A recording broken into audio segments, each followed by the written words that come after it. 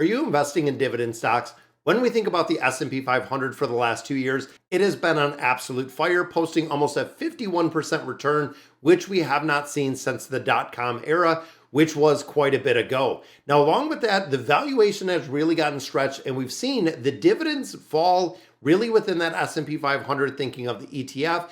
And even now, it is paying a dividend yield of 1.2%. So the dividend continues to come down, which for a lot of people, they are looking for opportunities within dividend paying stocks. And that's exactly what we're going to be looking at today. So when we think of the S&P 500, it is the 500 largest companies in the United States. And out of that, we're choosing three that we're going to cover that pay the highest dividend in this entire S&P 500.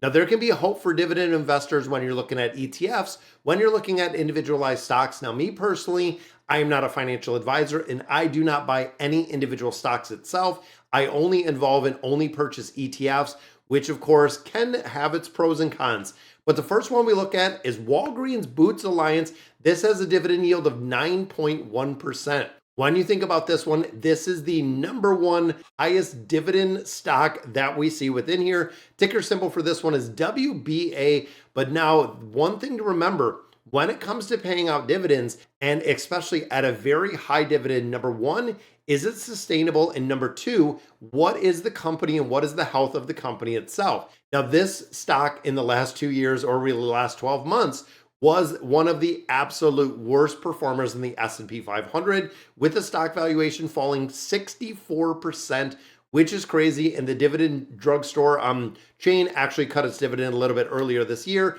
And of course, it's really skyrocketed. Even though the stock fell, the dividend yield continued to increase up to 9.1, which is kind of crazy. Now, the question with this one, when it comes to profits, they wrote off or really consumed $5.8 billion in the acquisition of Village MD, which of course was a massive chain of pharmacy clinics. However, when it looks at Walgreens, it seems like it is finally turning a corner, that we are looking, and the company really rebounded in the pharmaceutical, looking at the first quarter of 2025, which ended November 30th, in comparison with a growth of 12%. So it looks like profitable overall is still a little bit down from that acquisition, but it shows a lot of stability. And of course, like I said, when it comes to dividend paying stocks, this is where I'm super cautious, because when you start looking at it, either a company is going to pay a high dividend yield, we're going to see a considerable amount of growth. Some companies do some form of both, but essentially they could take money and put it back into the business itself instead of offering that very high dividend yield. Now, this, of course, gives you an earning per share of a guidance of $1.40 to $1.80. Last year is what they were looking for, which the dividend looking around $1 per share, which again, just to be safe, they really talk about this and break it down from the Monty Fool. Now, the second one we look at is Altria, which is dividend yield of 7.7. This is the second highest stock within the S&P 500. That offers almost an 8% yield. And if you look at this again, the company comes with a questionable ticker symbol MO if you want to do your own research, but this is the nation's largest tobacco company.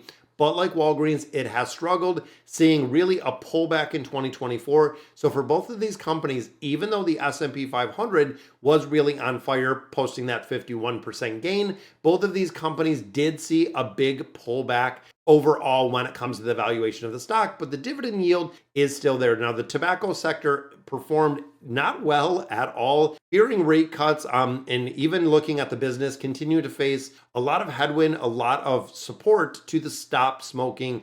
Now, of course, this makes a big gateway, and what they're really betting, really hedging their bet on, is Enjoy, which of course the next generation product that they're focusing on.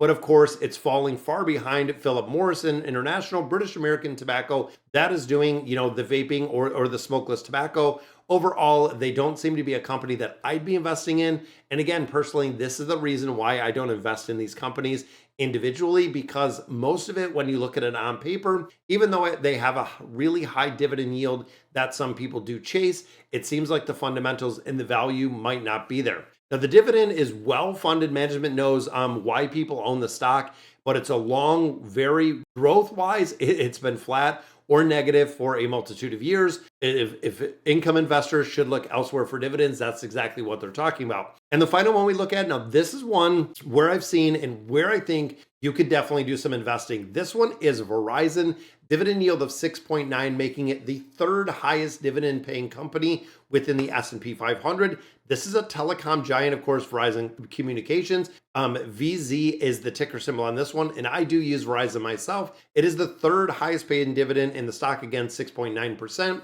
Verizon has lost a lot of market share to T-Mobile in the US with a mismanage of a 5G rollout, underinvesting in the mid-band spectrum, and then the wide coverage. But overall, last few years, they've struggled to be really growing, but it still seems like it's pretty flat looking at $33 billion in the third quarter. And the shares went from $1.22 to $1.19. So a little bit of a pullback, but not as much as we've seen the other companies. Now, it doesn't have a very wide profit margin. But the big thing to remember with this is Verizon also carries a lot of debt. That again is a lot of concern, creating a lot of risk, mitigating or really limiting the flexibility the company can have. Verizon is also in the process of acquiring Frontier Communications at $20 billion. So you think about this, you have a company that has pretty good profit margins, but overall carries a lot of debt. And now they're in the process of spending $20 billion to acquire another company. The yield looks very good for income investors, but the stock has a track record of underperforming the stock market in the entirety,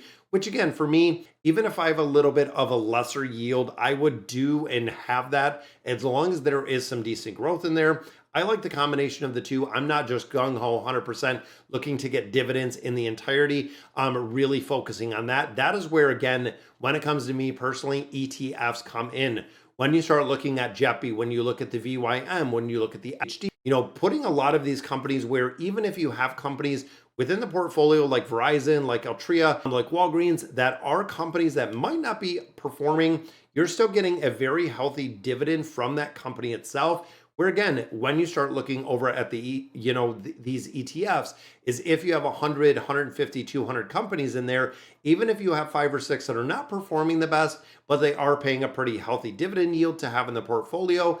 But for most of these, when you start breaking down the fundamentals of research and really development into these ETFs, most of them are looking for companies that grow, companies that pay a high dividend yield, and you have to be very cautious. And I really talk about this, especially when it comes to newer investors investing in individual stocks, because if the company happens, just like we seen, Walgreens might be growing, might be, the stock performing, underperforming. We also just did see Rite Aid close locally here. Almost every single Rite Aid store that we have here in Michigan has closed, which of course is direct competition to Walgreens, which I thought Walgreens would probably be doing a little bit better. But it seems like as they're struggling, Rite Aid is struggling, a couple other companies in their entirety are struggling, and we're seeing the pharmaceuticals really move a lot more online. We're starting to see a lot more, even looking at Amazon filling those orders and things of that nature. So guys, that's going to do it for today's video. It is the 3 highest paying dividend stocks within that S&P 500. So should you invest in them? My opinion, I would not. I would not at all, not to chase the dividend yield, even though, Walgreens at 9.1%, it's a pretty juicy dividend yield overall,